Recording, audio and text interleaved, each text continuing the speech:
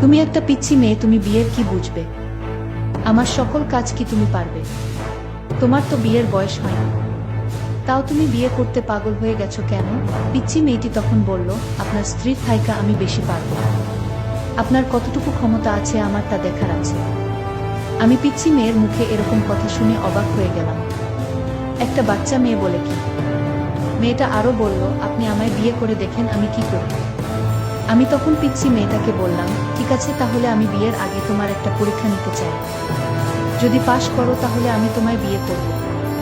মেয়েটা বলল, আপনার যে কোনো পরীক্ষায় আমি পাশ করতে পারব।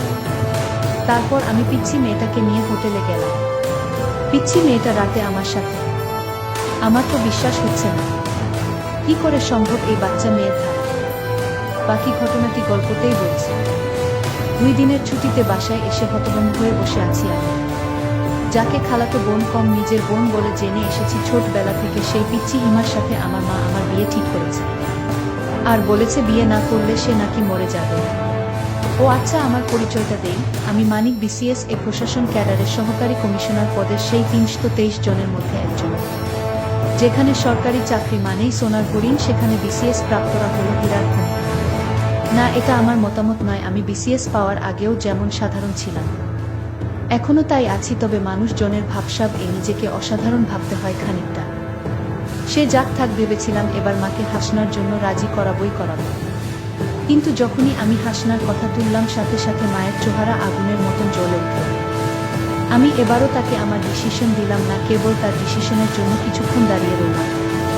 কিন্তু তারপর মা যা বলল তা তো অসম্ভব।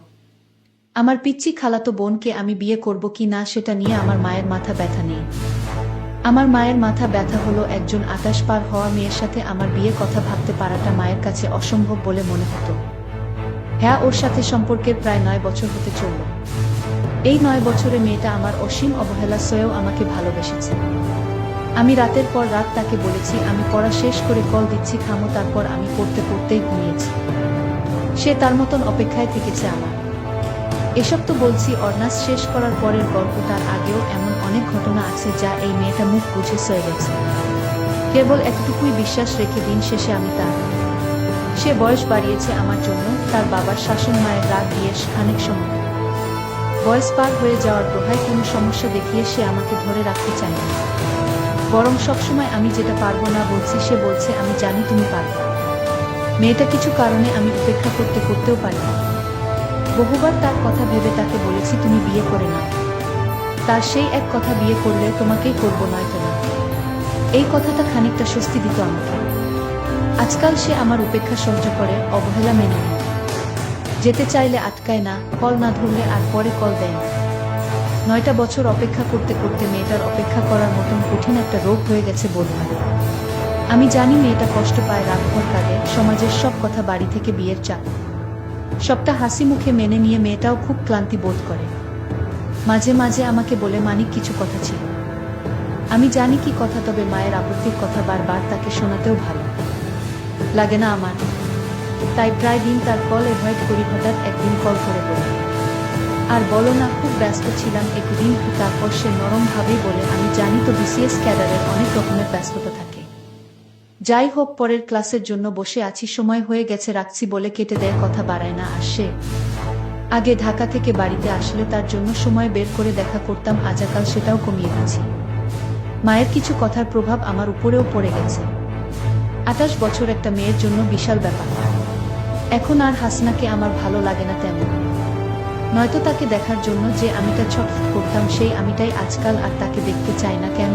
নাকি টাকা ইনকাম আর ক্যারিয়ার হওয়ার পরে মানুষের চিন্তা ভাবনা আচমকাই বদলে যায়।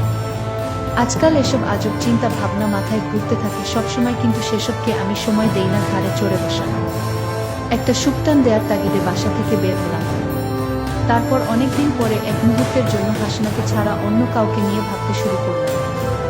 আকাশ মেঘলা হয়ে আসলো, হয়তো একটু পরেই বৃষ্টি শুরু হবে। আমি স্কুলের পাশের মাঠটায় বসে একা একা অন্য কাউকে নিয়ে ভাবছি।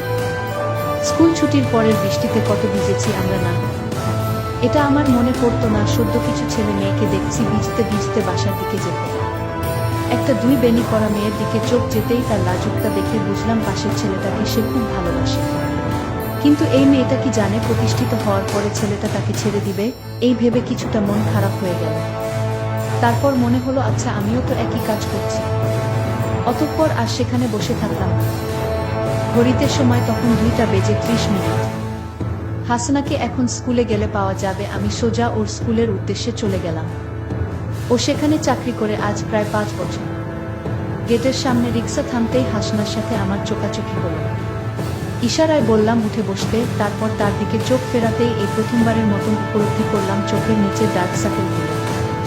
এগুলো যেন সাক্ষী তার রাতের পর রাত না ঘুমানো। তারপর তার দিকে যতবার তাকালাম কেবল মনে হতে লাগলো এই মেয়েটাকেই তো একসময় খুব ভালোবাসতাম। এর জন্যই তো পাগলামো করতাম। তাহলে পাশাপাশি রিক্সায় বসেও আজ আমাদের এত দূরত্ব কেন? হাসনা এখন আর আমার সাথে কথা বলা, দেখা করা, ফুচকার আবদার এসবের জন্য জেদ করে না কেন? রিক্সাটা হাসনার বাড়ির সামনেই থামাতে বললাম। ও কিছুই বলল না, নেমে গেল। আমি বললাম আজ সন্ধ্যায় রিক্সায় ঘুরবো, নীল শাড়িটা পরে রেডি থেকে নিতে আসবো। ও এবার মুচকি হেসে বলল অপেক্ষা করব। তারপর বাড়ির ভিতরে চলে গেল।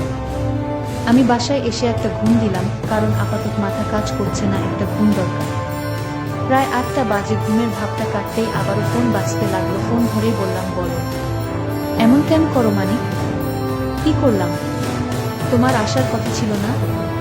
শরীর ঘুমাচ্ছিলাম। 10টা মিনিট আসতেছি বলে কেটে দিলাম। তারপর হাসনার দেয়া খুব পছন্দের সাদা পাঞ্জাবিটা গায়ে দিলাম। ঘর থেকে বের হতেই মায়ের সামনে পড়লাম। তারপর মা বলল ফকিরের বাচ্চা, এত কাপড় থাকতে ওই ফালতু মেয়ের দেয়া পাঞ্জাবিটাই তোর গায়ে দেয়া লাগবে কেন? কোথায় যাওয়া হবে? না তোর বাসায় মানুষ আসবে, একটু পরেই বের হোস না। টেবিলে প্লেট রাখতে রাখতে এসব বলল না। আমি বললাম বড় আপা আসবে নাকি? মা বলল তোর খালারা আসবে, তোর তো ছুটি নাই, তাই আজকে রাতেই বিয়ের সবটা করে নিতে চায়। আমি অবাক হলাম, তবে কিছু বললাম না। আবার রুমে এসে কিছুক্ষণ বসে থাকলাম। তারপর হাসনাকে কল দিয়ে বললাম নিয়ে বের হও, আর তোমার ভোটার আইডিটা একটু দরকার আছে, নিয়ে এসো মনে করে। ও বিশেষ কিছু জানতে চাইল না, বলল আচ্ছা।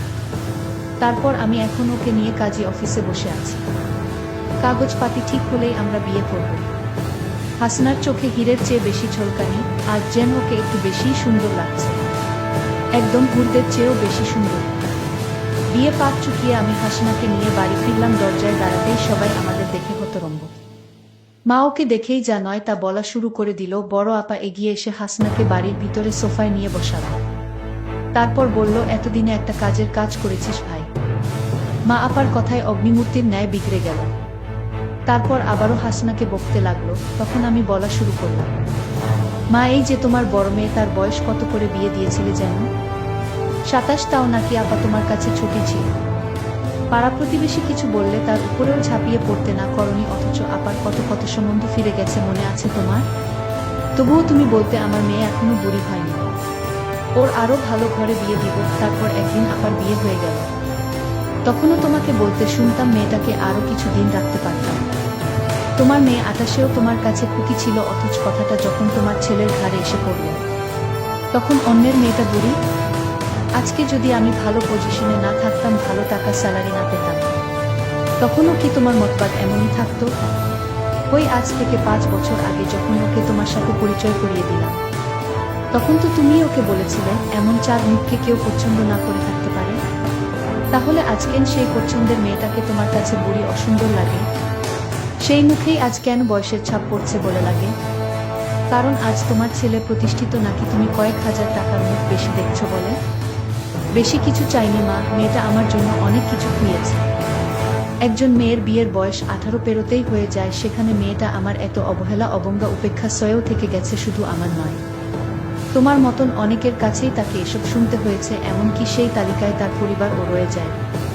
ওকে আমার জন্য মেনে নিও না মা, মন থেকে মেনে নাও, নয়তো এই সাংসারিক আগুনে আমরা সবাই পুড়ে যাব। মেয়েটা অনেক স্বপ্ন নিয়ে ঘর ছেড়েছে মা, মেনে নাও বলে পায়ে বসে গেলাম। আমার দেখা দেখি হাসনাও এসে মায়ের পায়ের কাছে বসে পড়ল। মা কিছুক্ষণ চুপচাপ দাঁড়িয়ে থেকে আপাকে বলল খালাদের খাইয়ে দিতে, তারপর সে তার রুমে চলে গেল। আমরা আরো কিছুক্ষণ ওভাবেই বসে থেকে নিজেদের দিকে হতবাক হয়ে তাকিয়ে রইলাম।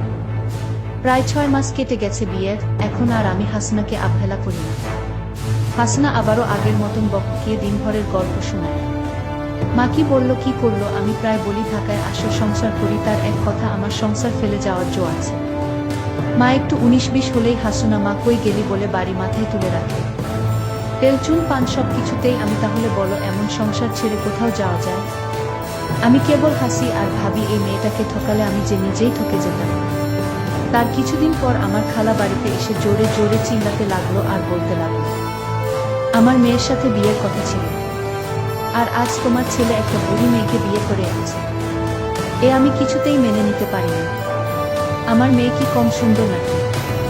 এবার লেখাপড়ায় 2 পয়েন্ট পাইছে, হয়তো তার বয়স কম দেখায়, বাচ্চা মেয়ে তো কি হয়েছে, এর চাইতো কম বয়সী মেয়েরা কি সংসার করতেছে না? খালার মুখে এরকম কথা শুনে আমি অবাক হয়ে গেছি। আমার মাকে বলছে, তুই বোন হয়ে আমার সাথে এরকম বেইমানি করতে পারবি? মা বলল, আমি তো বেইমানি করিনি, আমার ছেলে ভালোবেসে বিয়ে করেছে, আমার ছেলের পছন্দের বাহিরে তো আমি কিছু সিদ্ধান্ত নিতে পারিনি। খালা বলল, তাহলে আগে কেন কথা দিয়েছিলে? এখন তো আমার মেয়ে দানাপানি ছেড়ে মরতে বসেছে। মা বলল, এখন আর কি করার আছে আমার, বলতো তোর মেয়েকে বুঝা। খালা বলল, আমার মেয়ের যদি কিছু হয় তাহলে আমি কিন্তু মা ছেলে কাউকে ছাড়ব না। খালার মুখে এরকম কথা শুনে আমি একটু চিন্তায় পড়ে গেলাম। আমি জানি খালা এখন আমার বড় চাকরি হয়েছে তো, তাই আর লোকটাকে সামলাতে পারছে না। আমি এসব ভাবতে লাগলাম। আমার মাকে বললাম, মা তুমি কিছু চিন্তা করো না, তোমার বোনের পিচ্ছি মেয়েকে আমি সব বুঝিয়ে বলবো, আমি আশা করছি সব ঠিক হয়ে যাবে। মা বলল, তাই যেন হয় বাবা, মেয়েটা যদি কিছু করে বসে তাহলে তো তোর উপর ঝামেলা হতে পারে। আমি বললাম, মা এ নিয়ে তুমি কোনো চিন্তা করো না, কিভাবে কি করতে হয় আমার সব জানা আছে। তারপর একদিন খালার পিচ্ছি মেয়েটা হঠাৎ আমাদের বাড়িতে আসে। আমি তাকে বললাম, আসো তুমি আমার ঘরে আসো। পিচ্ছি মেয়েটা আমার রুমে আসলো। আমি তাকে বসতে বললাম, দেখলাম মেয়েটা কাঁদছে। আমি বললাম, এই মেয়ে তুমি কাঁদছো কেন? মেয়েটা বলল, আমি আপনাকে ভালোবাসি তাই। আমি বললাম, তোমার কি ভালোবাসার বয়স হয়েছে? আর তোমার বিয়ের বয়স হয়নি, এখনই বিয়ের জন্য এত পাগল হচ্ছ কেন? পিচ্ছি মেয়েটা বলল, আপনার স্ত্রীর চাইতে আমি আপনাকে বেশি সময় দিতে পারব, আমার বয়স কম হলেও বিয়ের সকল কার্যক্রম চালিয়ে যেতে পারব। আমি তো এই পিচ্ছি মেয়ের কথা শুনে অবাক হয়ে গেলাম। ছোট একটা মেয়ে বলে কি, তার মাথায় তামায়ে কি ভূত চাপিয়ে দিচ্ছে নাকি? আমি তখন পিচ্ছি মেয়েটাকে বললাম, আচ্ছা ঠিক আছে, তুমি কিছুদিন অপেক্ষা করো, আমি তোমায় বিয়ে করব, তুমি হবে আমার দ্বিতীয় স্ত্রী, এতে কি তোমার আপত্তি আছে? পিচ্ছি মেয়েটি বলল, আমি শুধু আপনাকে চাই, বিয়ের 1 মাস পর আমায় বিদায় দিয়ে দিয়েন, তাও আমাকে বিয়ে করুন, নইলে আপনাকে ছাড়া আমি বাঁচতে পারবো না। পিচ্ছি মেয়ে এসব কি বলে 1 মাস পর চলে যাবে, তাও তাকে বিয়ে করতে হবে? আমি তো কিছুই বুঝতেছি না, মেয়েটির মাথায় কি সমস্যা আছে নাকি? আমি মেয়েটাকে বললাম, তোমার 1 মাস হলেও চলবে, আর তুমি কিন্তু ছোট, তুমি আমার সকল চাঙ্গা পূরণ করতে পারবে না। পিচ্ছি মেয়েটা বলল, একবার আপনার দায়িত্ব দিয়ে দেখেন আমি পারি কিনা। মেয়েটির প্রত্যেকটা কথা আমার কাছে অদ্ভুত বলে মনে হচ্ছে। পিচ্ছি মেয়ের মুখে এসব কথা মানায়। আমি বললাম, ঠিক আছে, আমি তোমাকে পরীক্ষা করতে চাই। মেয়েটা বলল, কি পরীক্ষা করবেন? আমি বললাম, আমি যে তোমাকে বিয়ে করব সেটা আপাতত আমার স্ত্রীকে জানানো যাবে না, বিয়ে হয়ে গেলে পরে জানলে কোনো সমস্যা না, কিন্তু আগে যদি তুমি আমার পরীক্ষায় পাশ করতে পারো তাহলে আমি তোমাকে বিয়ে করতে পারব। মেয়েটি বলল, কি পরীক্ষা? আপনি যে পরীক্ষা দিবেন সেই পরীক্ষায় আমি পাশ করতে পারব। আমি বললাম, তাহলে তুমি আমার সাথে একদিন দূরে কোথাও যেতে হবে। সে বলল, আপনি জেনে বলবেন সেখানেই যাব। আমি বললাম, তাহলে তোমায় নিয়ে পটুয়াখালী যাব ঘুরতে। সে খুশি হয়ে বলল, ঠিক আছে। আমি পরের দিন তাকে পটুয়াখালী ঘুরতে নিয়ে গেলাম। তারপর রাত হলো, আমরা একটা হোটেলে উঠলাম। তারপর আমি বললাম, আজ রাতেই তোমার পরীক্ষাটা নিতে হবে। আমি বললাম, আচ্ছা তুমি আমায় সত্য করে বলো তো, তুমি কি কাউকে ভালোবাসো? সে বলল, বাসি আপনাকে। আমি বললাম, এটা মিথ্যা, তুমি অন্য একটা ছেলেকে ভালোবাসো, তাই না? সে বলল, না, আমি আপনাকে ছাড়া কাউকে ভালোবাসি না। তারপর যে ছেলেটি তাকে পাগলের মতো ভালোবাসত সেই ছেলেটিকে আমি ডাক দিলাম, দিদার তুমি আসো তো, দিদার তুমি সব খুলে বলো। দিদার বলল, স্যার আপনার খালাতো বোন আমায় পাগলের মতো ভালোবাসতো, কিন্তু আপনার যখন বড় চাকরি হয়ে গেছে তখন আপনার খালা তাকে আপনার কাছে বিয়ে দিতে চায়। আপনার খালা বলল, দরকার হয় একদিনের জন্য ওকে বিয়ে কর। কারণ তার সম্পত্তির ভাগ আমি চাই। আপনার খালা একজন লোভী মানুষ। আমি তখন পিচ্চি মেয়েটাকে বললাম, এসব কি বলেছে ছেলেটি?